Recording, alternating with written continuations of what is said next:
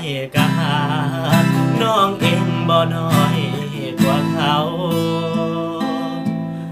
อายก็เอาใจเจ้าคือเขาเน่นางแต่เป็นยังน้องยังบ่เศร้าเที่ยวแต่เว้าฮอดเขาสู่บ้านยังบ่สงสารแฟนใหม่คืออายบ่ลาพยายามชวนเจ้าเว้าแต่เรื่องใหม่เหตุจังไดใจเจ้ายังคงบ่ลืมจนอายนั้นเริ่มท้อถอยใจข้างนอกสำไหนก็บ่ได้ใจคืน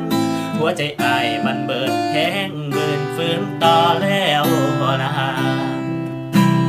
ขอโทษอีดีที่อายบ่ดีคือแฟนเก่าเจ้าน้องบ่ดื่มเขา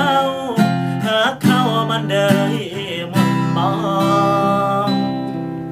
คบกันก็หวังหลายใจแต่สุดท้ายเลยเป็นที่สองน้องให้อายเป็นตัวสำรอง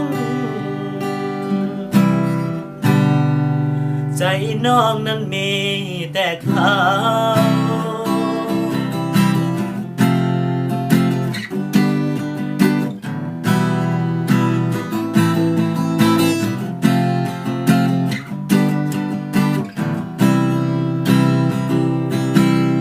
พยายา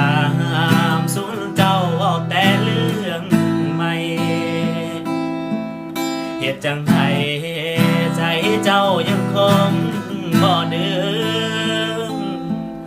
จุดอายนั้นเริ่มท้อถอยใจหักน้องสำไหนก็บ่ได้ใจคืนหัวใจอายมันเบิดแห้งเบิดฟื้นต่อแล้วล่ะขอโทษอีดีที่อายบ่ดีคือแฟนเก่าเจ้าน้องบ่ลืมเขาหาเขามันเดยมองคบกันก็หวังหลายใจแต่สุดท้ายเลยเป็นที่สองน้องให้อายเป็นตัวสำรอง